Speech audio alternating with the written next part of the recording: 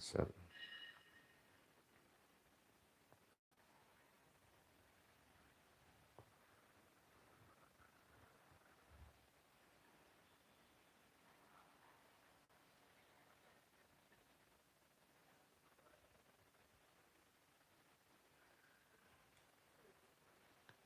Assalamualaikum warahmatullahi wabarakatuh.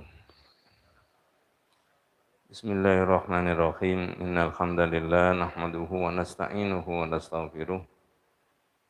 Wa na'udzu billahi min syururi anfusina wa min sayyiati a'malina. May yahdihillahu fala mudhillalah wa may yudlil falan tajida lahu waliyyan mursyida. Asyhadu an la ilaha illallah wahdahu la syarikalah wa asyhadu anna Muhammadan abduhu wa rasuluhu la nabiyya ba'dah. Allahumma salli ala Muhammad wa ala ali Muhammad kama sallaita ala Ibrahim wa ala ali Ibrahim wa barik ala Muhammad wa ala ali Muhammad kama barakta ala Ibrahim wa ala ali Ibrahim fil alamin innaka Hamidum Majid. Amma ba'du. Ma'asyiral muslimin rahimani wa rahimakumullah, usikum wa bi taqwallahi faqad faza man ittaqa. Ibu-ibu, bapak-bapak, adik-adik para jamaah rahimakumullah. Kalau kita pelajari dari perjalanan hidupnya Nabi kita Muhammad sallallahu alaihi wasallam, itu ada beberapa periode yang dilakukan oleh Nabi. Artinya ada titik tekan yang dilakukan oleh Nabi berkaitan dengan perjuangan itu. Sehingga Nabi Muhammad sallallahu alaihi wasallam itu sukses memimpin umat dan masyarakat. Marhalah itu adalah periodisasi itu dimulai dari marhalatut tauhid, periode tauhid. Menguatkan akidah terlebih dahulu. Bahwa dalam hidup itu tidak ada yang bisa diilahkan dan tidak boleh, bahkan tidak berhak kecuali Allah Subhanahu wa taala saja.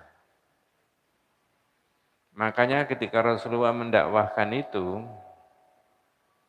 reaksinya orang-orang kafir itu adalah, mengapa Muhammad menjadikan Tuhan banyak, dijadikan cuma satu? Aja'alal alihata ilaha wahid. Inna hadza la syai'un ujab. Mengapa Muhammad menjadikan Tuhan yang banyak itu dijadikan cuma satu? Itu sangat mengherankan. Jadi bagi mereka orang kafir jahiliyah, ilah itu banyak, Tuhan itu.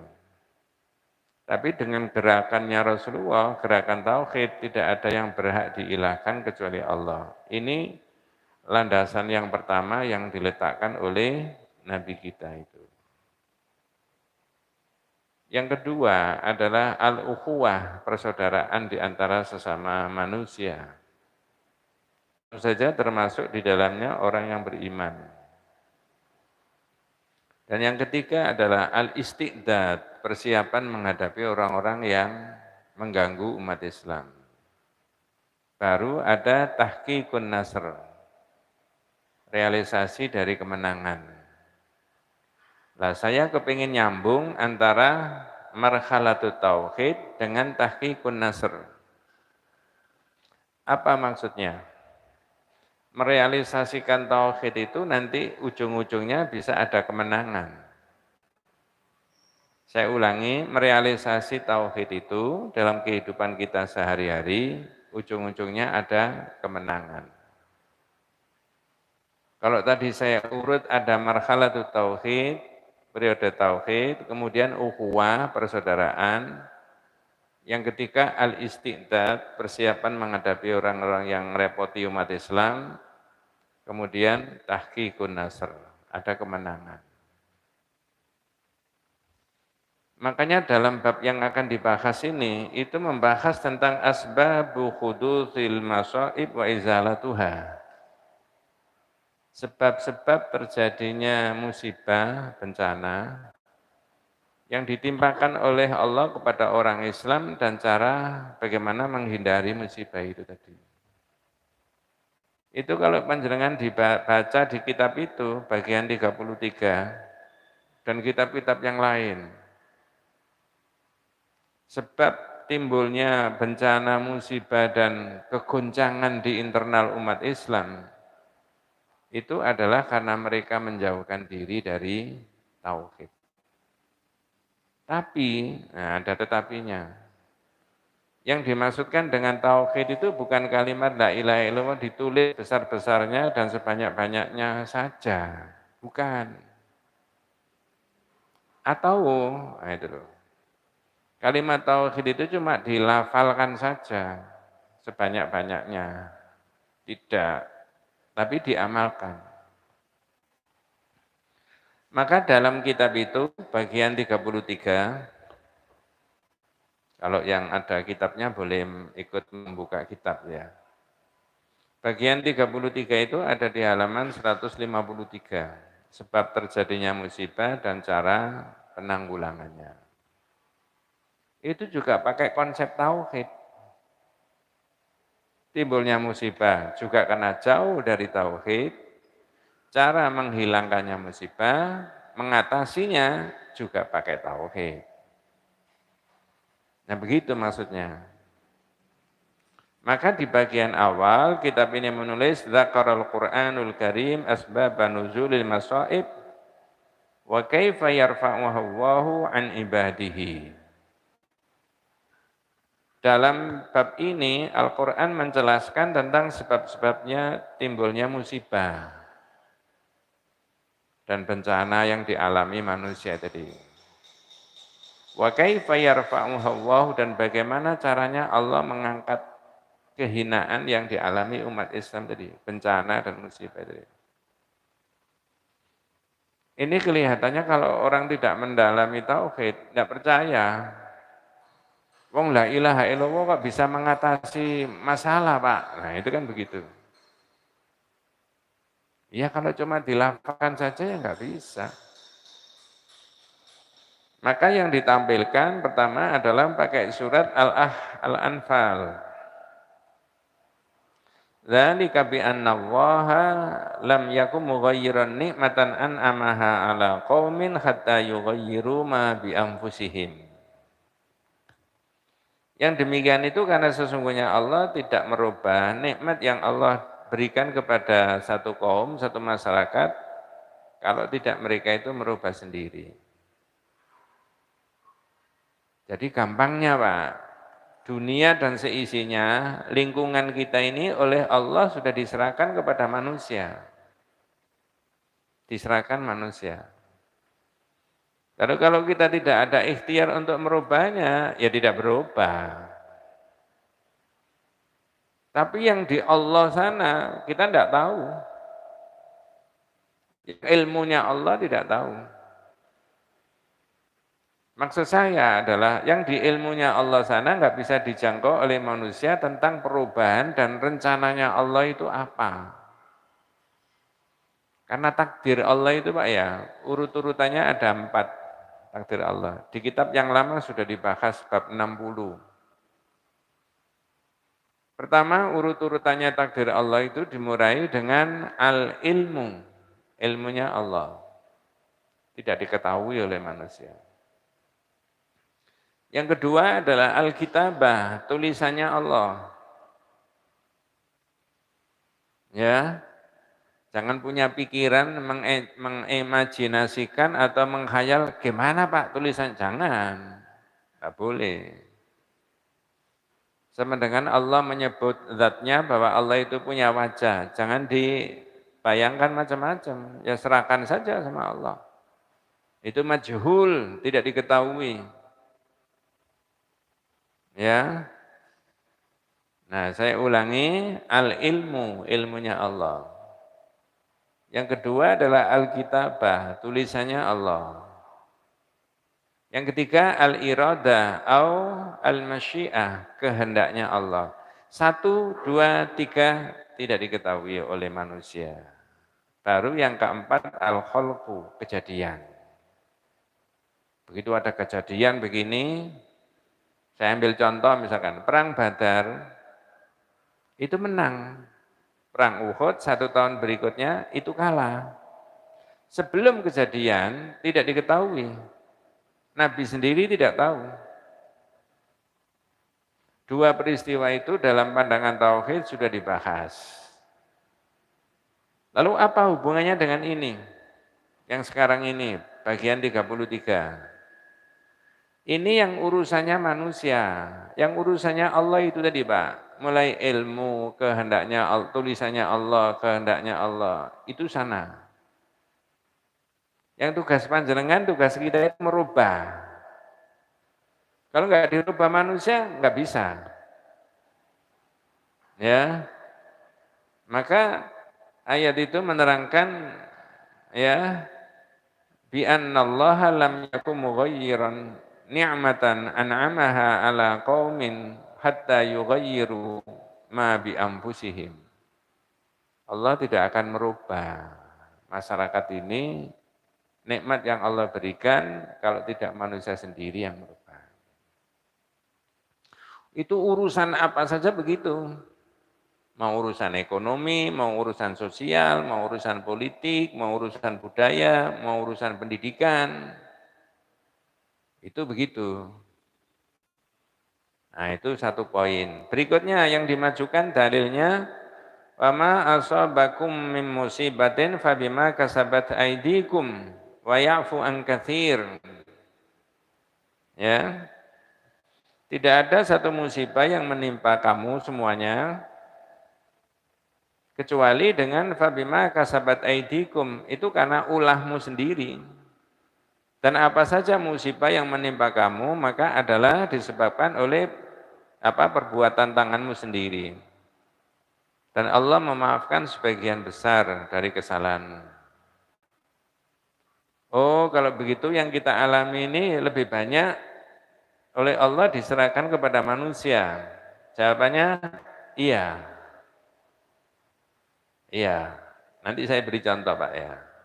Nanti di sini juga ada contoh-contohnya. Jadi peran manusia itu jadi penting. Tapi manusia yang bagaimana? Itu loh maksudnya. Apakah manusia yang bertauhid, lalu menjadi orang itu dinamis, lalu orang itu menjadi terbuka, lalu orang itu menjadi jujur, lalu orang itu menjadi adil, itu atau manusia yang saya mau ngomong brengsek, enggak enak Pak. Brengsek itu apa sih? Ya, pokoknya brengsek gitu aja ya. Kalau di tangan orang yang brengsek, ya nggak baik dunia itu. Nah kalau di tangan orang yang bertauhid, ya jadinya lain. Itu loh maksudnya. Maka perubahan itu ma'asaba min musibatin fabima kasabat aidikum, dari tamu sendiri. Kamu tanganmu sendiri. Wes. Kemudian berikutnya pakai surat Rum, zaharal fasadu fil barri wal bahri bima kasabat aydin nas liyudhiqahum ba'dalladzi amilu la'allahum yarji'un. Kerusakan yang terjadi di darat maupun di laut. Saya tanya Pak, fasad itu kerusakan. Kerusakan apa maksudnya itu Mas? Kerusakan apa? Zaharal fasadu, fasad fil barri wal bahr bima kasabat aydin nas. Terjadi kerusakan baik di darat maupun di laut itu karena manusia. Pertanyaan saya, kerusakan apa? Ada dua Pak. Coba sebelum saya ngomong ini ada dua ya. Ada ayat begini lagi Pak ya. Wala tufsidu fil ardi ba'da islahiha wad'uhu khaufa wa tama'a inna rahmatallahi qaribum minal muhsinin. Janganlah kalian membuat kerusakan di muka bumi setelah Allah memperbaikinya. Ini sudah dibahas sekian tahun yang lalu. Saya ulangi, janganlah sampean itu membuat kerusakan di muka bumi setelah Allah memperbaikinya. Pertanyaannya adalah, caranya Allah memperbaiki kehidupan manusia di dunia itu gimana Pak? Jawabannya gampang. Loh Pak Ustadz, berarti yang memperbaiki kehidupan dunia itu manusia apa Allah? Kok ayat tadi mengatakan katanya Allah yang memperbaiki? Jangan membuat kerusakan di muka bumi setelah Allah memperbaikinya. Kapan Allah itu memperbaiki kehidupan manusia di dunia? Dan bagaimana caranya Allah itu memperbaiki kehidupan dunia? Kata Tauhid, bimaji'i Rasulillah sallallahu alaihi wasallam. Dengan Allah mendatangkan dan mengutus siapa? Nabi. Jadi Allah itu mengutus Nabi, lalu Nabi itu dibekali dengan kitab sebagai pedoman. Kalau itu dipakai oleh manusia, maka kehidupannya menjadi islah, menjadi baik.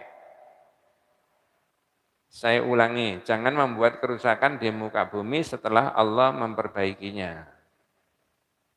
Kapan? Dengan cara apa? Dengan cara Allah mengutus Nabi. Oh, kalau begitu kitab yang dibawakan oleh para nabi itu ketika dipakai secara komitmen kehidupan manusia jadi baik. Ya. Jika tidak, ya terjadi fasad, kerusakan.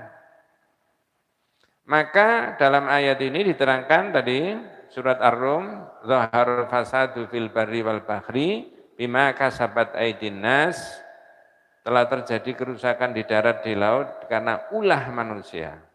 Yang saya tanyakan tadi, yang fasad apanya yang rusak? Kata kitab Al-Qaulul Mufid, fasad itu ada dua. Ada fasad al-madi, ada fasad al-maknawi. Saya ulangi, apa tadi Pak? Kegedean masjid itu apa Pak? Ada fasad al-madi, ada fasad al-maknawi. Fasad al-madi itu apanya? Lingkungannya yang rusak. Jalan-jalannya kotor, nggak bagus. Sungai-sungainya kotor semuanya. Polusi udaranya juga begitu. Banyak orang seenaknya saja hidupnya. Itu namanya fasad al-madi. Fisiknya yang rusak. Waduh Pak, jorok semuanya, enggak karu-karuan, tatanya enggak bagus. Tapi di balik itu ada fasad al-manawi. Apa fasad al-manawi? Lingkungannya bersih, bagus. Sepanjang-panjang orang berjalan ini semuanya adalah keindahan dan kebagusan. Satu puntung rokok saja tidak ditemukan. Satu bungkus permen saja enggak ditemukan. Selembar tisu saja tidak ditemukan. Saking indahnya, saking bagusnya. Orang melihat di sungai di tengah-tengah kota itu sangat indah, bagus, jernih sekali. Ikannya kelihatan. Sepertinya air itu bisa diminum. Tapi, nah, di balik keindahan itu tadi Pak, gedung-gedung yang mewah, yang bersih, yang indah, ber-AC, naudzubillah min dzalik, ada perjudian, ada perselingkuhan, ada perzinaan, ada minum khamr, dan seterusnya. Jadi dua ini harus kita pakai oleh umat Islam. Makanya fasad kerusakan yang maknawi ini bil ma'asi, dengan berbagai kemaksiatan ini akan timbul kerusakan. Nah, maka ayat ini terjadi kerusakan di darat maupun di luar, di darat maupun di laut karena ulah manusia. Yang fasad apanya? Dua-duanya. Coba saya selipkan sedikit. Dulu di Indonesia itu ada tokoh Islam, sangat terkenal orangnya, tidak usah saya sebut namanya. Di mana-mana ceramahnya ngomong gini, orang kafir di dunia itu membuat kerusakan saja. Beda dengan umat Islam yang selalu membawa kebaikan dan kedamaian. Ini oleh orang-orang yang tidak paham, dikiranya, loh, oh negaranya orang-orang kafir itu bersih semuanya ya Pak, baik itu, tertib. Ininya iya, tapi aspek ininya tadi loh, perjudian, perselingkuhan, makan haram dan sebagainya. Struktur keluarganya tidak jelas, ini anaknya siapa, ini saudaranya siapa dan sebagainya enggak jelas. Itu kan rusak.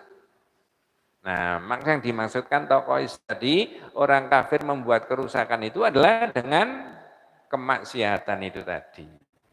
Maksudnya di situ. Ya.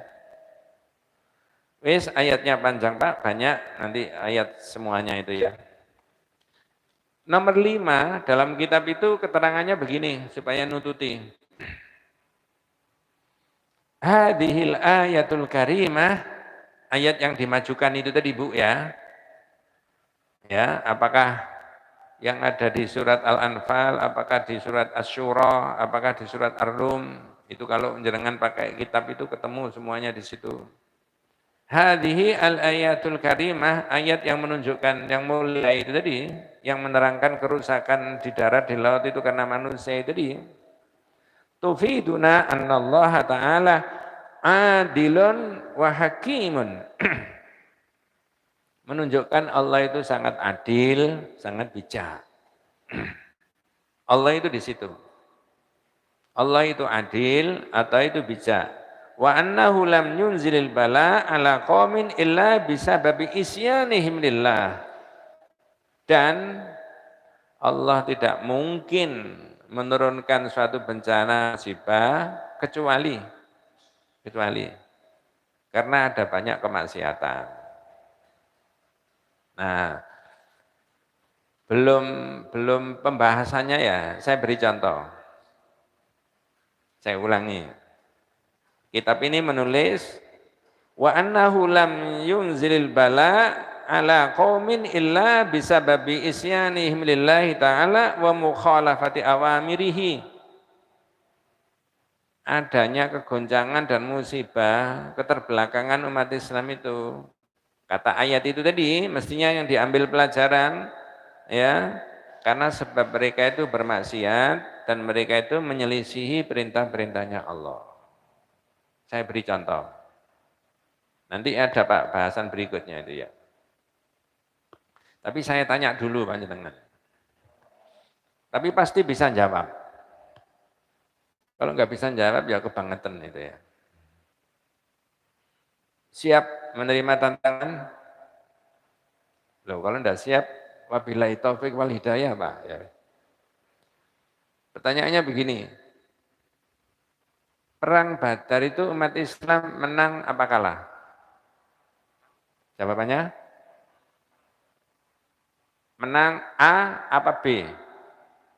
A apa B? A. Jumlahnya enggak banyak kok bisa menang. Nah, karena Rasulullah menyerahkan persoalan ini kepada Allah. Doanya panjang dan itu sudah saya ulangi berkali-kali itu. Salah satunya Allahumma intuhlik hadhihi sahabatu min ahlil Islam la tu'bad fil ardi abadan. Ya Allah, jika umat Islam yang saya bawa ini habis, hancur, jangan harap engkau disembah lagi di dunia ini untuk selama-lamanya. Disitulah kemudian Allah menurunkan apa? Tentara. Tentara dari mana, Pak?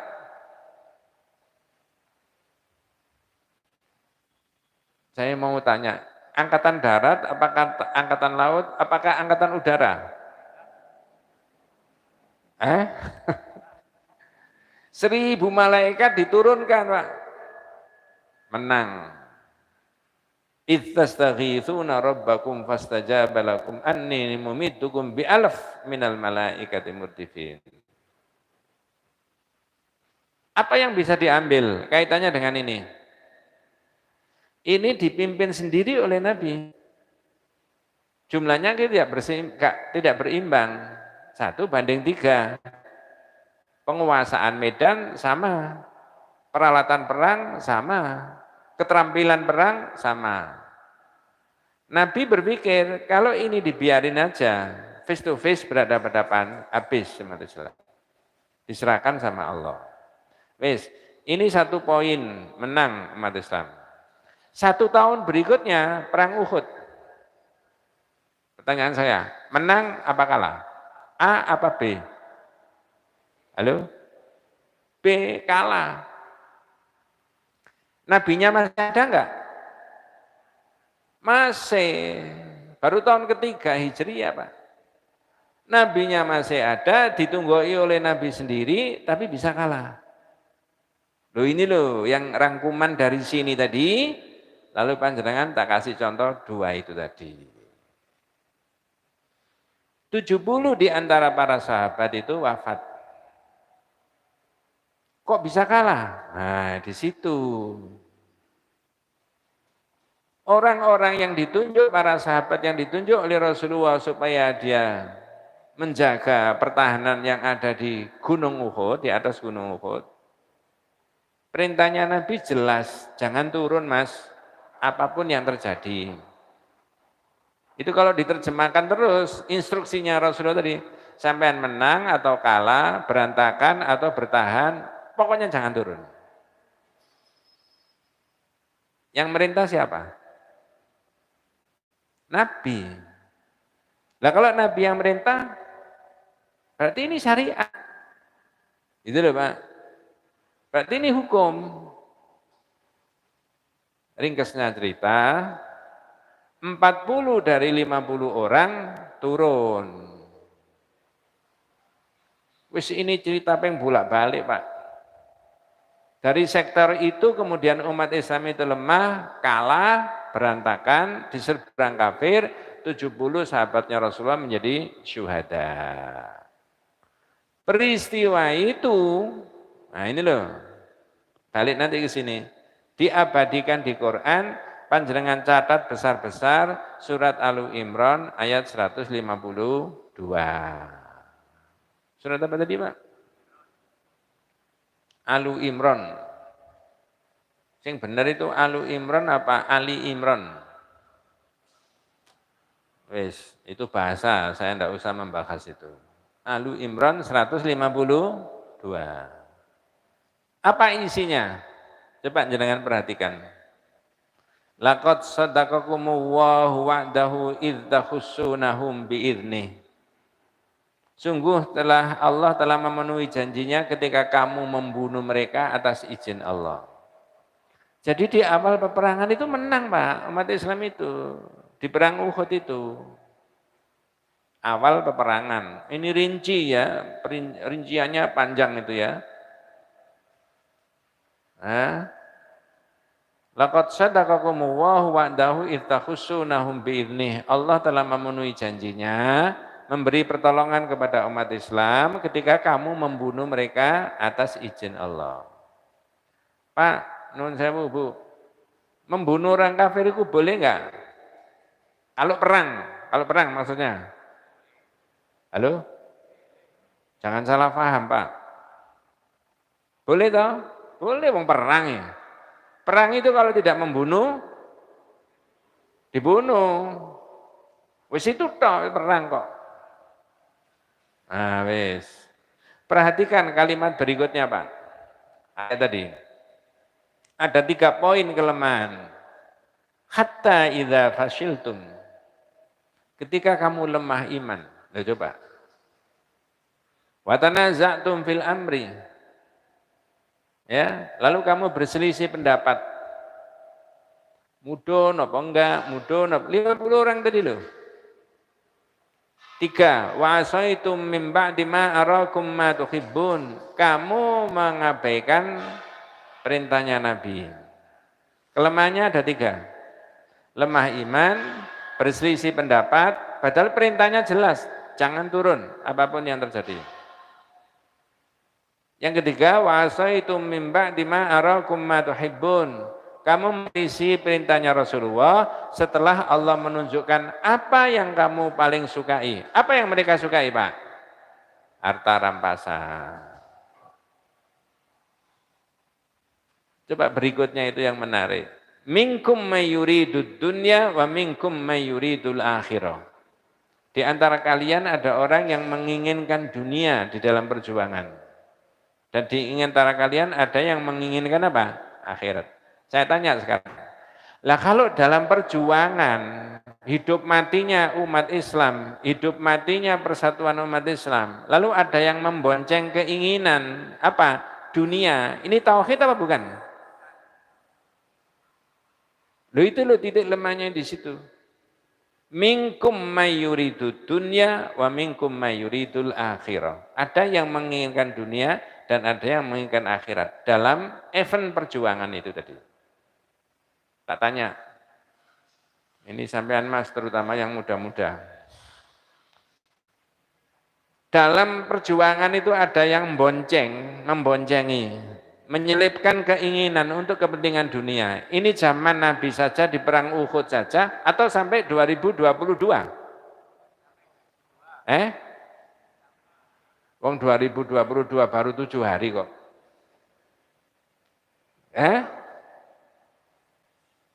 Dan seterusnya. Bacalah ayat itu. Oleh karena itu saya tidak lanjutkan ayatnya. Ya, kalau terusnya tsumma sarafakum anhum liyabtaliyakum. Allah menguji mereka, walaqad afa ankum, dan Allah memberi maaf kepada kalian semuanya. Ini para sahabat langsung diberi maaf. Lah kalau perjuangan umat Islam 2022 atau 2020? Loh kok 4? Belum 2022 saja belum selesai kok 2024. Iya.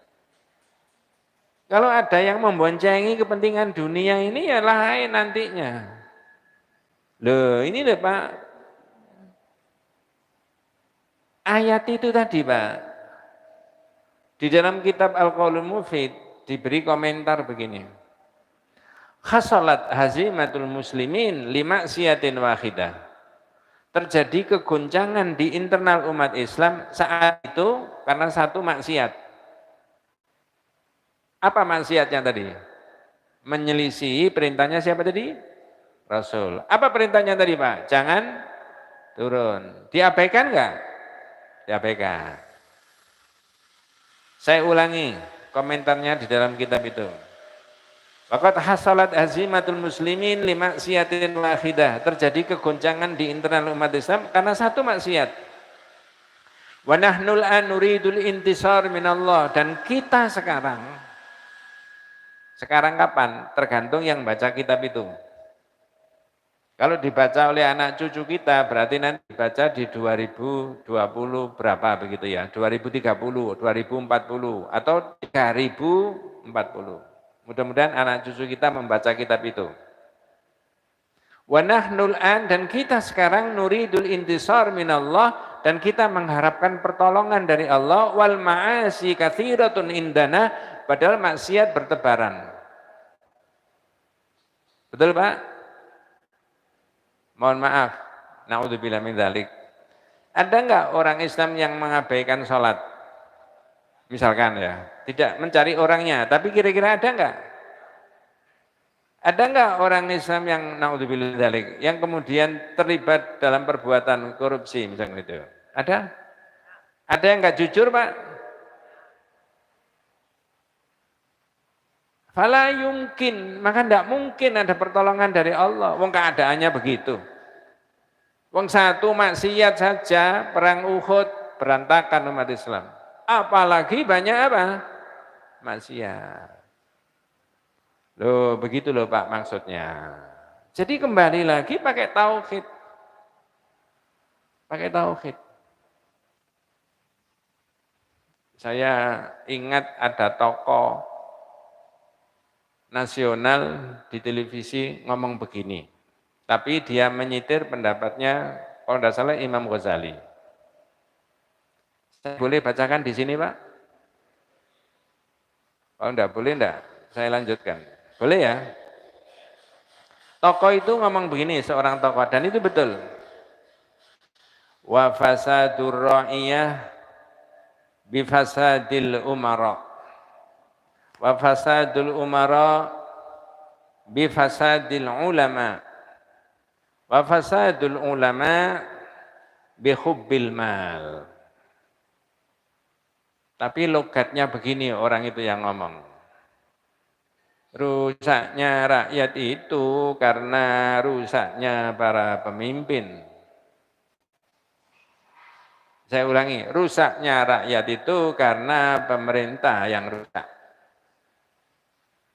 Pemerintah kok bisa rusak dari mana? Wa fasadul umara bi fasadil ulama.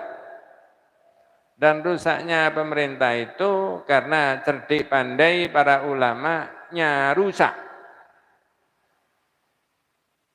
Para intelek, para cerdik pandai, perguruan tinggi, para ulama, para syekh, para kiai, para ustadz yang rusak. Wa fasadul ulama, dan rusaknya para cerdik pandai, para ulama tadi karena apa? Bihubbil mal, karena mereka mencintai dunia. Saya tanya, benar apa salah? Halo? Tuh. Jadi jangan rakyat dulu yang dianggap sebagai biang kerok daripada kerusakan itu. Dan jangan pemerintah yang dianggap biang kerok sebagai timbulnya kerusakan itu. Ternyata apa? Ternyata siapa? Para cerdik pandai dan para ulama. Kalau dia membiarkan kerusakan-kerusakan, tidak mau proaktif, gitu loh maksudnya Pak. Mengapa kok dibiarkan? Nah, kalau saya ikut rame-rame kan nanti saya tidak diberi apa Pak? Sampean terusno sendiri yang gitu ya. Ini enggak menohok orang lain, memberitahu yang ikut ngaji. Dan itu betul. Nah, makanya ini saya balik ke kitab. Tadi saya terlalu panjang, saya cerita perang Uhud sama perang Badar, kemudian saya terangkan pendapatnya cendekiawan Muslim tadi, seorang tokoh nasional yang menukil pendapatnya Imam Ghazali, kalau tidak salah itu ya. Kalau balik di kitab, annallaha lam yamzilil bala ya ala qaumin illa bisababi isyanihim lillah. Allah itu tidak menimpakan musibah dan bencana kepada umat kalau tidak disebabkan maksiatnya mereka itu. Manusia tadi. Itu loh Pak. Wa mukhalafati awamirihi, dan menyelisihi perintahnya. Wong 50 orang saja, 40 menyelisih perintahnya Rasulullah itu kalah kok, berantakan kok. Apalagi yang menyelisih perintahnya Rasulullah itu banyak. Maka di awal tadi, sebelum saya membuka kitab, saya terangkan Nabi itu sukses pertama karena marhalatul tauhid, periode tauhid Pak. 2, marhalatul ukhuwah, persaudaraan. 3, al-istiqdad, persiapan menghadapi orang kafir. 4, tahqiqun nasr, kemenangan yang diberikan oleh Allah. Lah kalau akidah tauhidnya tidak baik, apalagi enggak ada persatuan. Loh, gitu loh. Kepengin menang sendiri, enggak ada persatuan. Makanya saya ngaji tauhid di mana-mana saya matur kepada para jamaah. Kalau ada yang berbeda dengan isinya kitab, silakan. Tapi saya mohon izin saya menerangkan sesuatu yang saya ketahui benar. Bagaimana sesuatu yang diketahui tidak benar lalu diterangkan? Enggak benar kok diterangkan. Saya yakin makanya saya terangkan. Mulai dari masih kecil waktu itu di situ ya ngajinya Pak ya. Ya. Nah, begitu ya. Pak siapa dulu yang Pak Ismail, almarhum. Mudah-mudahan Allah memberikan rahmatnya, mengampuni segala dosanya, memasukkan dalam golongan orang yang soleh dan solehah. Besok di akhirat dapat syafaatnya Rasulullah SAW. Ya, bagaimanapun juga. Nah, sekarang tugas kita membesarkan, meramaikan jamaah ini, gitu loh. Wes, kita lanjut. Wala siyama al-ibti'adu anit tauhid. Lebih-lebih jika umat itu jauh dari tauhid. Ya, tadi saya katakan, minkum mayuridud dunya. Di antara kalian ada yang mengendaki apa tadi Pak? Dunia. Ini bukan tauhid. Berjuang kok mengendaki dunia. Lebih mencintai dunia daripada mencintai Nabi, perintahnya Nabi tadi. Lah kalau itu dibiarkan mulai 2022 sampai 2000 berapa tadi kata jenengan tadi?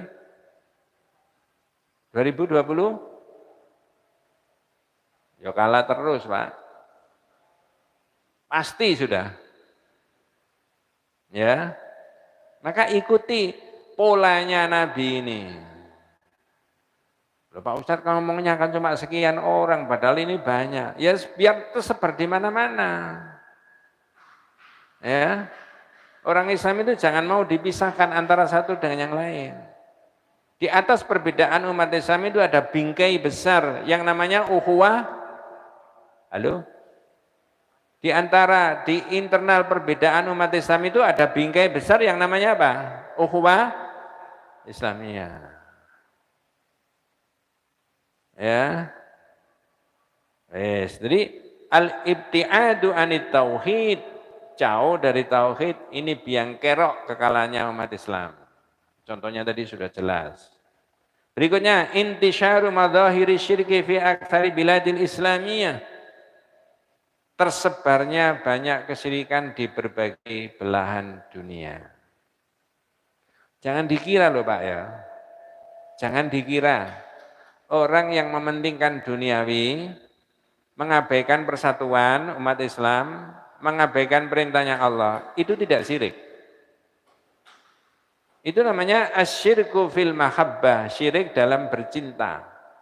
Dia lebih menekankan, menitik beratkan, mencintai apa? Duniawi, dunia, duit, daripada cintanya siapa? Allah. Oh iya. Ya, materinya ini materi tauhid klasik zaman dulu, tapi bisa ditarik di 2022. Persoalan yang dihadapi umat itu loh maksud saya. Ya. Apalagi al-ibtiadu anisyirki anit tauhid, jauh dari tauhid, wa intisyaru madzahiri syirki fi aktsari biladil islamiyah. Tersebarnya banyak kesyirikan di berbagai negara. Syirik bentuknya macam-macam. Termasuk begini Pak, ya itu sudah lewat sebenarnya. Saya beri contoh Pak Ustadz saja sama jamaahnya, supaya enggak nyinggung orang lain. Na'udzubillah min dzalik, mudah-mudahan tidak terjadi. Kalau Pak Ustadznya ini salah, memerintah yang tidak benar, na'udzubillah, memerintah yang kemaksiatan, terus jamaahnya itu mengikuti saja, sami'na wa ta'na, boleh apa enggak Pak? Halo? Tidak boleh. Kalau salah-salah diikuti terus, itu namanya asyirku fit ta'ati. Syirik dalam ketaatan. Syirik dalam, coba kalau tidak ada begitu, jamaah berani mengoreksi Pak Ustadznya. Itu santri bisa ngoreksi siapa? Kiainya. Saya mau teruskan, rakyat bisa ngoreksi? Tidak enak, wis tidak bisa teruskan. Betul Pak. Kalau salah-salah diiyakan aja. Ini loh yang dimaksudkan intisyar, apa? Intisyaru madzahiri syirk, tersebarnya banyak kesyirikan. Jadi syirik itu bukan hanya patung disembah-sembah saja, bukan itu. Itu kan zaman dulu. Walaupun sekarang juga masih ada, tapi ada bentuk-bentuk yang lain. Ya, begitu. Ya. Kemudian ya, lalu timbulnya berbagai fitan, al-fitnah. Kemudian wal mihan, kegoncangan. Ya, walan tazula illa biruju'i ila tauhidillah. Tidak akan terjadi, tidak akan bisa hilang fitnah, kegoncangan, musibah, cekcok di antara umat Islam illa birruju' ila tauhid. Kecuali kalau tidak kembali kepada tauhid.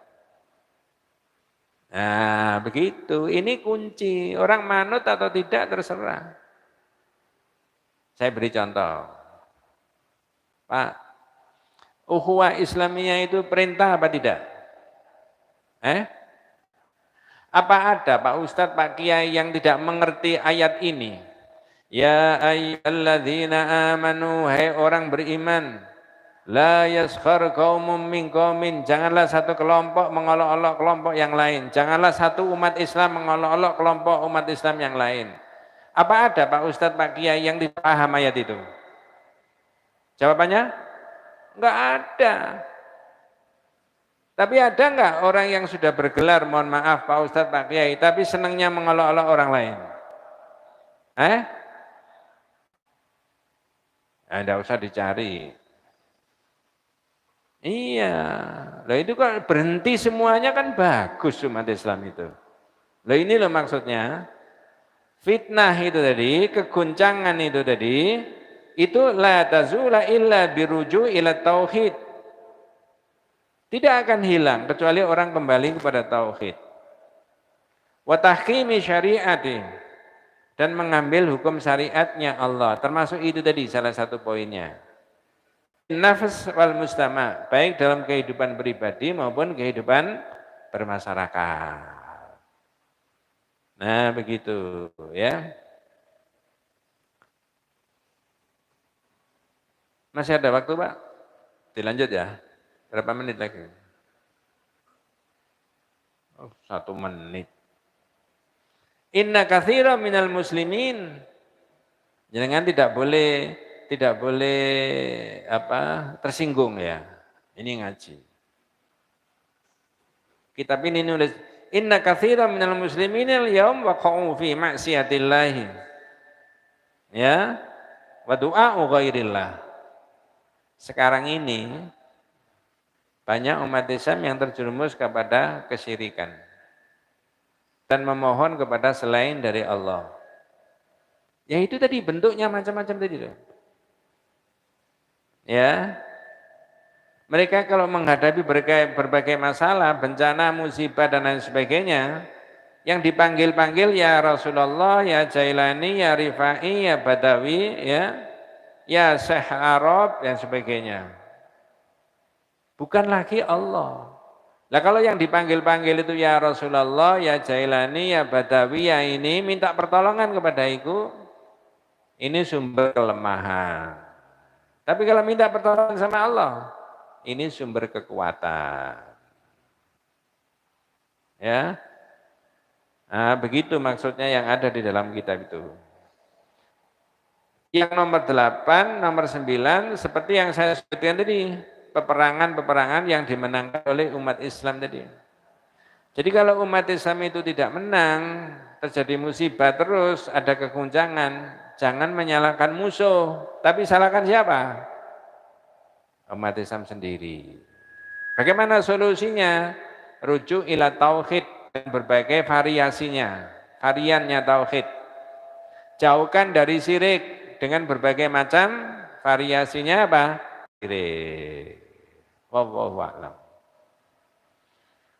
Mudah-mudahan kita semuanya senantiasa diberikan rahmat barokah hidayah Allah Subhanahu wa taala. Hadanallahu wa iyyakum ajmain. Mari kita tutup dengan doa kafaratul majlis. Subhanakallahumma bihamdika asyhadu an la ilaha illa anta astaghfiruka wa atubu ilaik. Assalamualaikum warahmatullahi wabarakatuh.